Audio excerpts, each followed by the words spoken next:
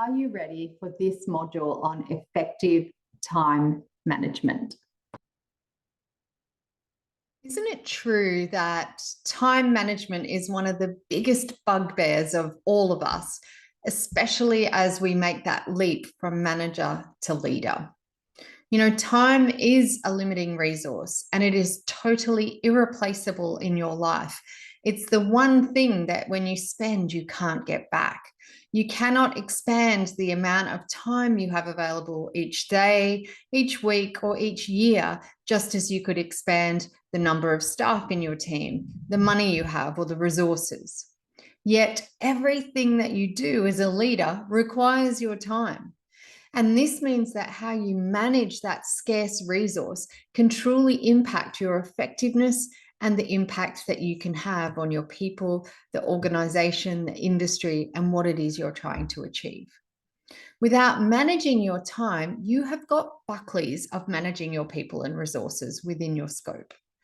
But the good news is that you can start to learn to manage your time better, even if you have some ADHD tendencies, you're terrible at estimating the time things take, or you just find that you're always running late. You can work on improving and getting better with some practice and a little bit of effort. To start, it's super critical that we actually appreciate the value of time. And we might hear that, but how often do you truly think about how valuable this precious resource is? For many of us, it's not until we have a health outcome, a death in a family, or something that makes us realize, oh, time is running out, that we actually start to truly appreciate it. When I spend my time, I like to think of it as actually investing money. And so quite often I will even get some money out, some physical money. And, you know, imagine having, say, a few $100 notes, one for each hour, maybe, that you have to spend each workday. And so get that money out and actually put it on the table in front of you. And then consider, how would I love to spend this money? How would I like to invest it? And think of your hours in your day in the same way. If you had that money spread out on the table in front of you, and each hour you had to take $100 away, would you start to be more considered in how you invested your time? I know for me, the physical aspect of doing this really made me think about my time investment. It's what stopped me scrolling through social media or responding to everyone's random emails. It stopped me thinking about not looking at the latest Amazon find when I'm during my productive time. So this is one way we can really look at how we spend our time. If you don't know your own work style as well, you don't have a plan then that really can work well for you and making your time most effective. When you don't have a plan and you don't really know your own work style, your productivity and your energy will be impacted.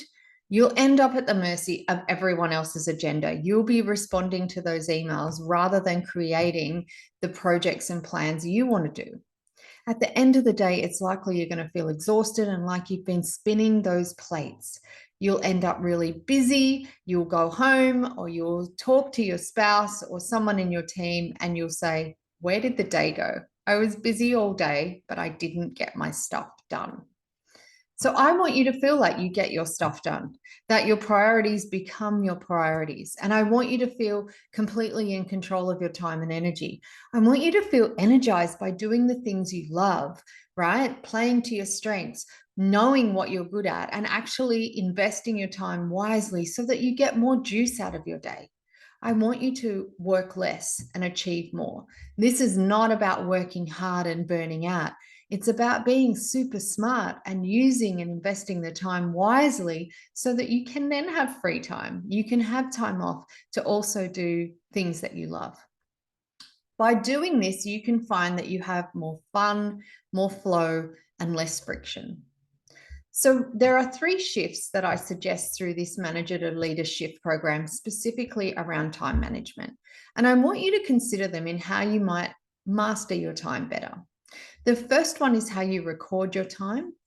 The second is how you manage your time. And the third is how you go ahead and consolidate that time.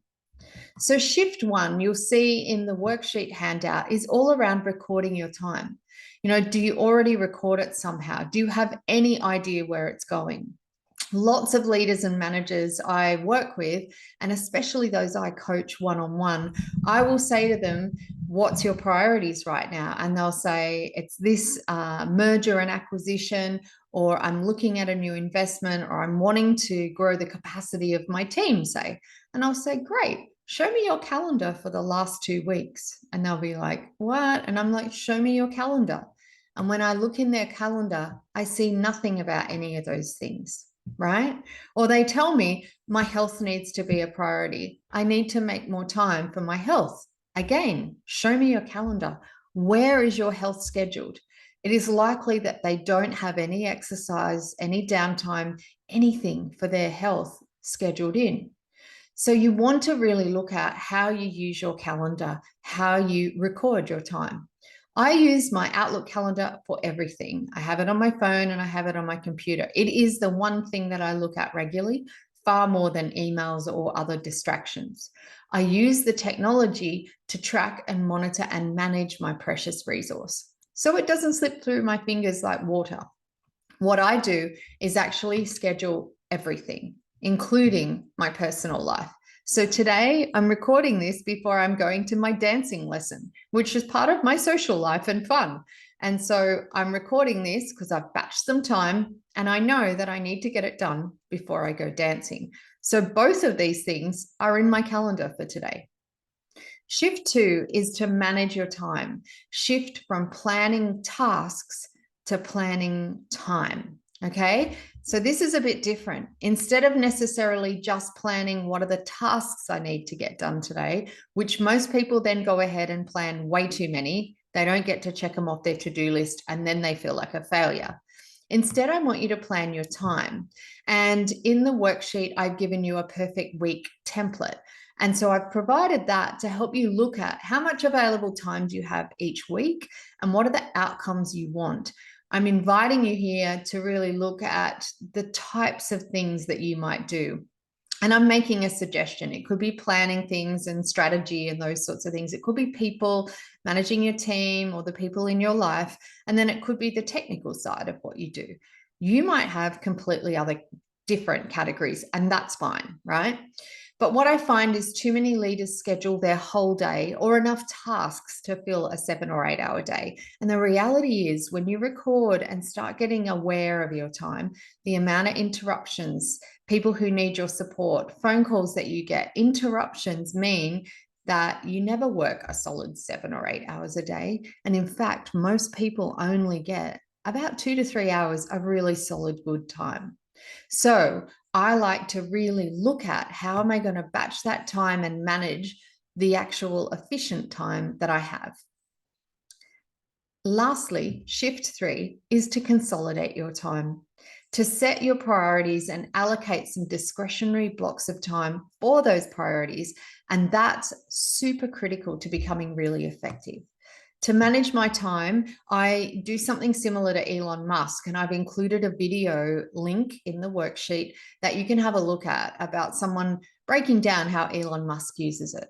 He's not the only person that's busy with a busy schedule, and there are lots of different ways that you can, what I call, chunk your time.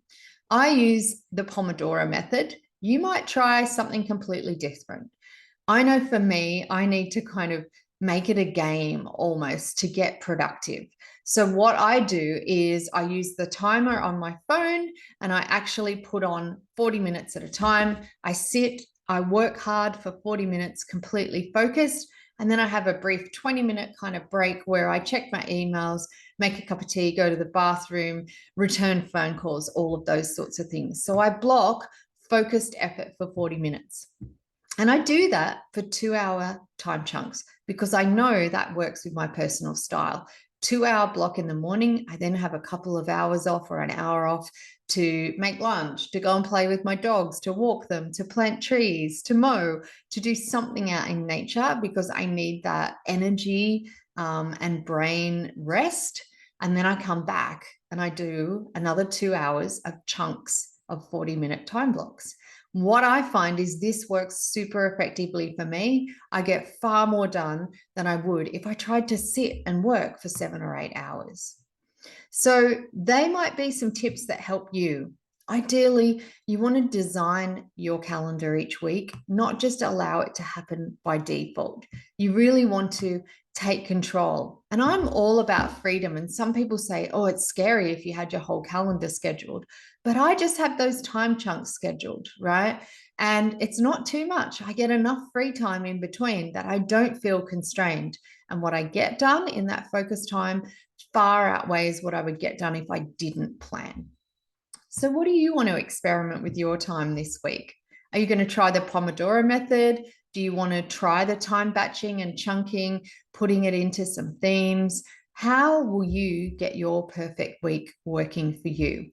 I'd love to know. Make sure you share some of your insights and how this program is supporting you and what you're learning about yourself in the group on Facebook.